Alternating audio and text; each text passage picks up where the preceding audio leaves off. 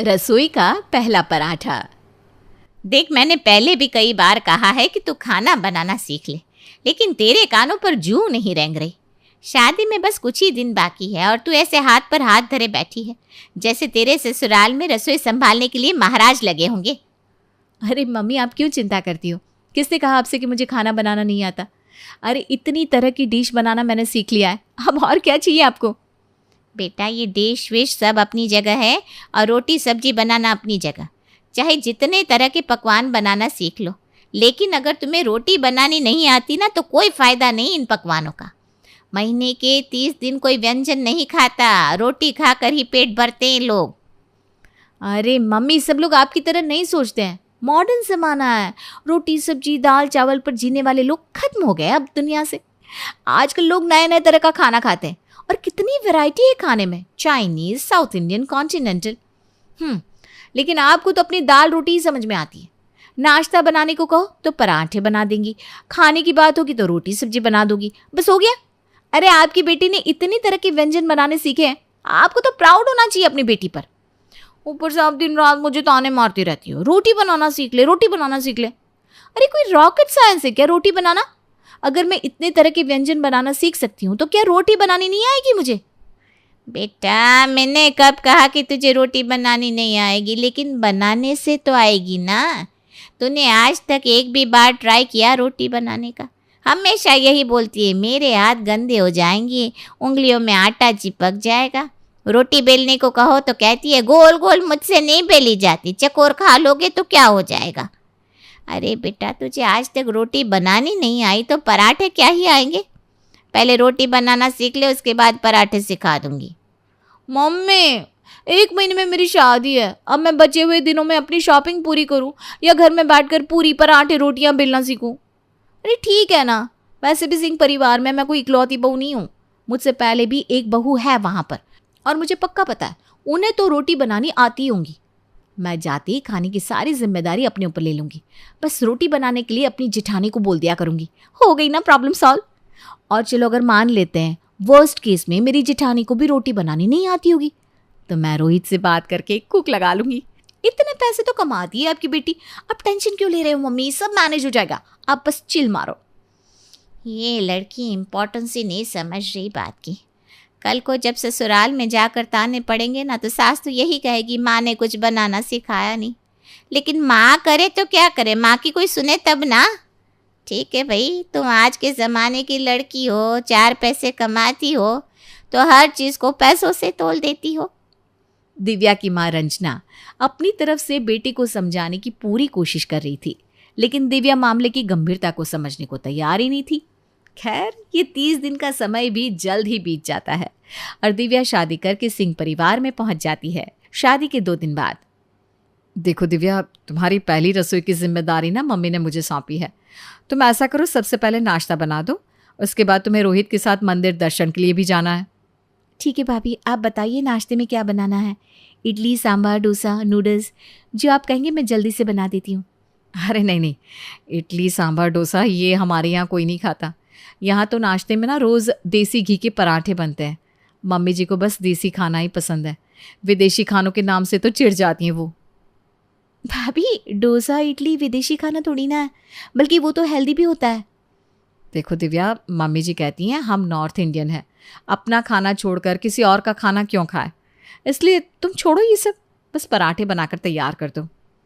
अरे भाभी, मेरी मानकर एक बार ट्राई तो करके देखिए। रोज़ रोज़ पराठे खाकर बोर नहीं हो जाते आप लोग? मैं ऐसा करती हूँ, आप सबके लिए ना नूडल्स बना देती हूँ, सच में बहुत अच्छे बनाती हूँ। अरे भाई, तुम मेरी क्लास मत लगवाओ। बिना बात मम्मी जी राशन पानी लेकर मेरे सर पर चढ़ जाएगी कि मैंने तुमसे पराठों की जगह ये नूडल्स बनवा लिए। तुम ना अब ज़्यादा दिमाग मत लगाओ और फटाफट से आलू के पराठे बना दो। नाश्ते में थोड़ा ही टाइम बचा है, सब लोग टेबल पर आ जाएंगे, फिर उसके लिए भी मुझे अलग से बातें सुनने को मिलेगी। और देखो, कोई चिंता की बात नहीं है, मैं तुम्हारी हेल्प करने के लिए यहाँ हूँ ना, लेकिन शुरू तो करो।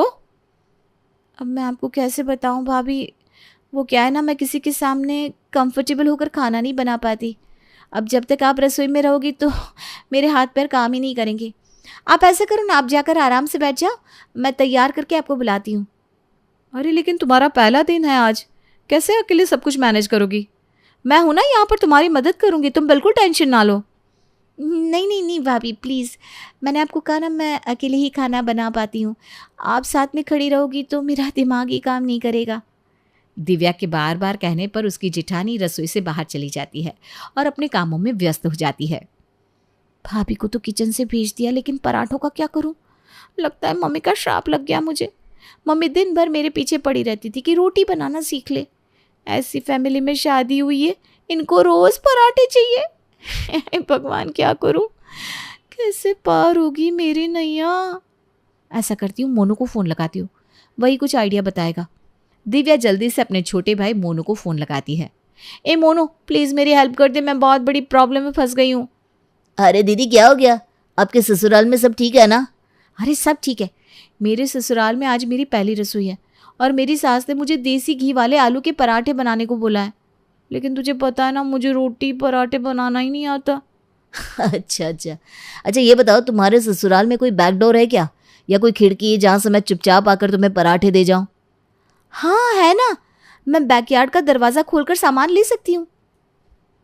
तो बस आप टेंशन छोड़ दो, आधे घंटे में मैं पास के ढाबे से आलू के पराठे बना कर लेकर आ रहा हूँ। जब मैं आपके फ़ोन पर मिस्ड कॉल दूँ ना तो चुपचाप जाकर पीछे का दरवाज़ा खोल देना। थैंक यू भाई, तूने तो आज मुझे बचा लिया।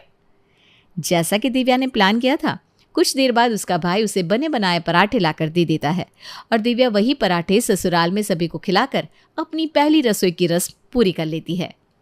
अरे भाई वाह दिव्या, तुमने तो बहुत जल्दी और बहुत ही बढ़िया पराठे बनाए। मुझे भी रेसिपी बताना अपने पराठे की। मैं तो इतने सालों से पराठे बना रही हूँ, लेकिन ऐसे पराठे बनाने मुझे भी नहीं आते। अरे भाभी क्या आप भी, मेरी ऐसी कोई स्पेशल रेसिपी नहीं है, वो ऐसे ही अच्छे बन गए होंगे। मुझे तो अभी आपसे बहुत कुछ सीखना है, मैं आपको क्या रेसिपी बताऊंगी। चलो आज तो इज्जत बच गई, लेकिन अब जल्दी ही कुछ इंतज़ाम करना होगा, वरना पोल खुलते देर नहीं लगेगी। दिव्या के हाथ के स्वादिष्ट पराठे खाने के बाद उनकी सास मंजू सुबह के नाश्ते की जिम्मेदारी छोटी बहू को सौंप देती है। भाई छोटी बहू, तुम्हारे हाथ के पराठे खाकर तो दिल खुश हो गया। देखो ऐसा नहीं कि बड़ी बहू पराठे अच्छे नहीं बनाती, पराठे तो वो भी बहुत स्वादिष्ट बनाती है, लेकिन तुम्हारे हाथों में ना अलग ही ताजगी है। तो अब से सुबह के नाश्ते की जिम्मेदारी तुम्हारी। जितनी देर में तुम नाश्ता बनाओगी, बड़ी बहू घर की साफ सफाई कर लिया करेगी, ठीक है ना? हाँ हाँ मम्मी जी, मुझे कोई परेशानी नहीं है। अरे भाई मैं तो इतने सालों से पराठे बना रही थी, अब कुछ दिन दिव्या के हाथ के पराठे खा लेंगे। मुझे इसमें क्या परेशानी हो सकती है। अगले 2-3 दिन दिव्या लगातार वही क्रम दोहराती रहती है। सुबह रसोई में जाने के बाद वो चुपके से छोटे भाई को फ़ोन लगाती और उसका छोटा भाई मनु बाजार से खरीद कर गर्मा गर्म पराठे उसे दे जाता। चौथे दिन रसोई तो बिल्कुल साफ सुथरी पड़ी है, ना आलू उबाले तुमने, ना आटा गूंथा, और डाइनिंग टेबल पर पराठे भी लगा दिए। सच सच बताओ, ये पराठे तुमने नहीं बनाए ना? नहीं नहीं भाभी, मैंने ही बनाया है। आपको ऐसा क्यों लग रहा है? ये डाइनिंग टेबल पर खाना लगाने से पहले ना मैंने सब साफ कर दिया था। झूठ मत बोलो दिव्या, मैं यहीं हॉल में ही सफाई कर रही थी, एक भी बार कुकर की सीटी की आवाज़ मुझे नहीं सुनाई दी। बिना आलू उबाले तुमने कैसे आलू के पराठे बना लिए, मुझे बताओ तो ज़रा। और अभी अभी मैंने तुम्हें पीछे के दरवाजे से कुछ सामान लेते हुए देखा है। सच सच बताओ, क्या चल रहा है ये सब?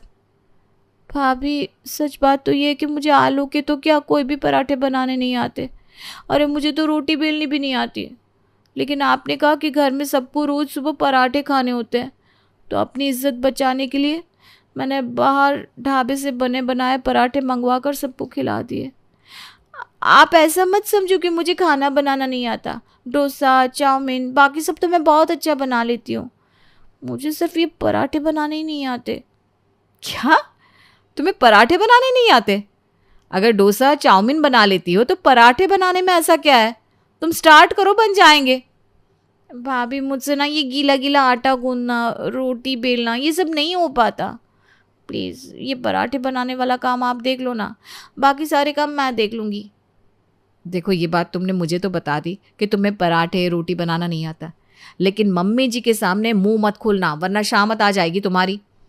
मम्मी जी ससुराल में तुम्हारा ऐसा बड़ा वाला वेलकम करेगी ना कि तुम जीवन भर नहीं भूल पाओगी। आप तो मुझे डरा रही हो भाभी, अब क्या करूँ मैं? चलो ज़्यादा चिंता की कोई बात नहीं है, तुम्हारी आज से ट्रेनिंग शुरू करते हैं। और तुम्हें रोटी, पराठे, पूरी सब बनाना सिखा देते हैं।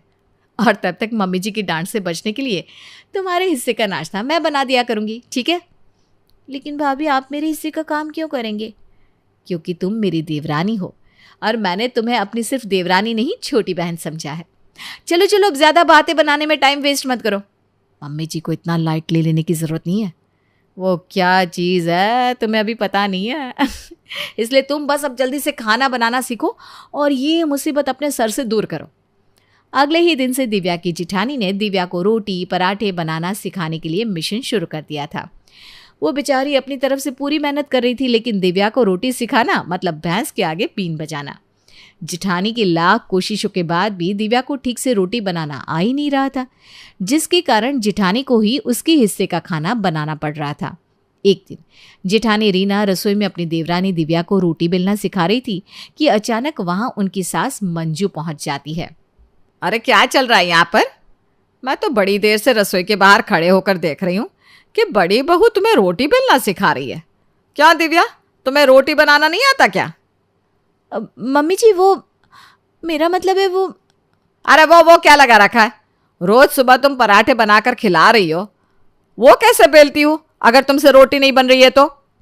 सास की कड़कती आवाज सुनकर अब तो दिव्या के पसीने छूटने लगे थे। अरे छोड़िए ना मम्मी जी, अभी नई नई शादी है ना, कई बार रोटियां टेढ़ी मेढ़ी बिल जाती है, वही मैं इसे समझा रही थी। बाकी पराठे तो अच्छे बना लेती है, हम सब लोग जानते ही हैं। नहीं नहीं, मैंने तो कभी नोटिस ही नहीं किया। रोज सुबह जो मैं पराठे खा रही हूँ ना, उनके टेस्ट में और तेरे हाथ के बने पराठे के टेस्ट में कोई अंतर ही नहीं है। इसका मतलब इतने दिन से रोज सुबह मैं जो नाश्ता खा रही हूँ वो तू ही बना रही है। क्या बड़ी बहू, सच कहा ना मैंने? अपनी चोरी पकड़ी जाने पर दोनों बहू के चेहरे की हवाइयाँ उड़ गई थी। मम्मी जी, भाभी की इन सब में कोई गलती नहीं है, बल्कि वो तो मेरी मदद कर रही थी। दरअसल मुझे ना रोटी बनाना नहीं आता, इसलिए रोज़ सुबह नाश्ता बनाने में भाभी मेरी मदद करती है, बल्कि वही बनाती है, ये कहना भी गलत नहीं होगा। मैं मानती हूँ मुझे रोटी या पराठे बनाने नहीं आते, लेकिन उसके अलावा मुझे बाकी सब कुछ बनाना आता है। जो आप कहेंगी मैं बनाने के लिए तैयार हूँ।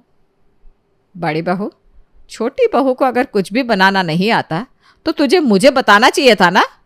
अरे ऐसी कौन सी बहू होती है जो अपने घर से रोटी तक बनाना सीख कर ना आए? इसकी माँ ने क्या इसे रोटी बनाना भी नहीं सिखाया? क्या सोच कर आई थी ससुराल कि सास तुझे बना बना कर खिलाएगी? आप मेरी माँ को कुछ मत कहिए। माँ जी, उन्होंने मुझे सिखाने की बहुत कोशिश की थी, लेकिन मैं नहीं सीख पाई।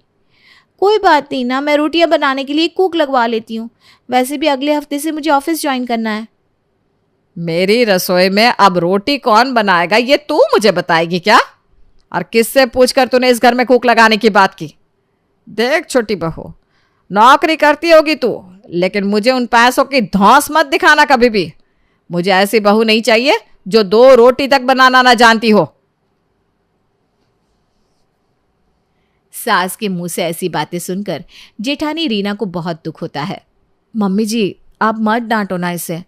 अरे अभी बच्ची है, सीख जाएगी धीरे धीरे। और मैं हूं ना, मैं जिम्मेदारी लेती हूँ, मैं उसे सब सिखा दूंगी। बस आप नाराज मत होइए। अच्छा, तू बहुत हिमायतन बन रही है इसकी। सारी जिंदगी तू क्या पूछ बनकर इसके पीछे पीछे घूमेगी? हमें ऐसी बहू की कोई जरूरत नहीं है। रोहित, इसे इसके मायके छोड़ कर आ। जब इसकी माँ इसे ढंग से रोटी बनाना सिखा देगी ना, उसके बाद ही लेकर आना इसको यहाँ पर। मम्मी, ये क्या बात हुई कि मेरी पत्नी को रोटी बनाना नहीं आता तो आप उसे घर से निकालने की बात कर रही हो? क्या बहू होने का मतलब सिर्फ रोटी बेलना ही होता है? अरे वो इतनी पढ़ी लिखी है, अच्छी कंपनी में नौकरी करती है, फिर भी आप लोगों को प्यार से अपने हाथ से पकाकर खिलाने के लिए उसने तमाम तरह के डिशेस बनाना सीखा है। उसके गुण आपको नजर नहीं आते? माँ, नजर आ रहा है तो सिर्फ ये दोष कि उसे रोटी पकानी नहीं आती। अरे मैं तेरी चिकनी चुपड़ी बातों में नहीं आने वाली हूँ। मैं क्या अचार डालूंगी ऐसी बहू का जो मुझे 2 रोटी बनाकर खिलाने का सुख भी ना दे सके? और वो जनानी भी क्या जनानी, जिसके अंदर अपने पति को 2 रोटी पका के खिलाने का सहूर ना हो। इसकी वकालत करना बंद कर, ले जाकर पटक कर आ इसे।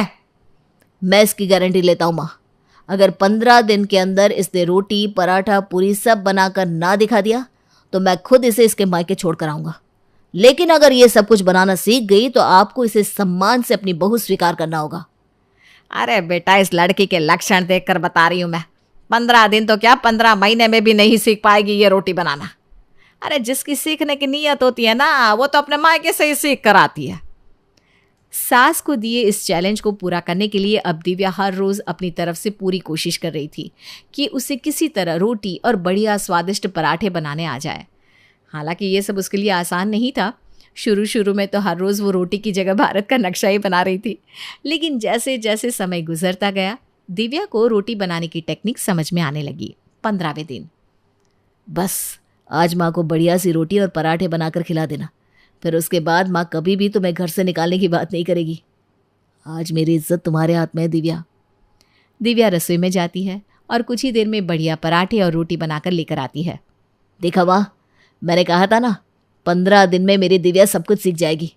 अब बोलिए, आप इसे अपनी बहू स्वीकार करती हैं या नहीं? 1 मिनट रोहित, मैंने ये चैलेंज सिर्फ इसलिए एक्सेप्ट किया था कि मैं माँ जी को दिखाना चाहती थी कि दुनिया में कोई भी काम असंभव नहीं होता। मैंने काम से कभी जी नहीं चुराया, अपनी तरफ से पूरी कोशिश की कि सबके लिए सबकी पसंद का खाना बनाकर खिलाऊं और सबको खुश रख सकूं। लेकिन फिर भी मेरे एक दोष को पकड़कर माँ जी ने मुझे घर से निकालने तक की बात कह डाली। अब अगर माँ जी चाहे भी ना, तब भी मैं इस घर में रहने के लिए तैयार नहीं हूँ। अरे दिव्या, अब क्यों बात का बतंगड़ बना रही हो? बात खत्म हो गई ना? नहीं रोहित, जिस परिवार के लोगों की सोच इतनी छोटी हो, मैं उस परिवार में रहना कभी भी पसंद नहीं करूँगी। और क्या होता अगर आज मैं रोटी बनाकर नहीं दे पाती? सिर्फ इतनी सी बात के लिए वो मुझे घर से निकाल देती? वो मुझे घर से क्या निकालेंगी? मैं खुद ये घर छोड़कर जा रही हूँ। अपने आत्मसम्मान से समझौता करने के लिए दिव्या तैयार नहीं थी और अपना सामान पैक करके अपने मायके लौट जाती है। दिव्या के जाने के बाद दिव्या की सास को अपनी गलती समझ में आती है और फिर काफ़ी समझाने के बाद दिव्या अपने ससुराल लौटती है।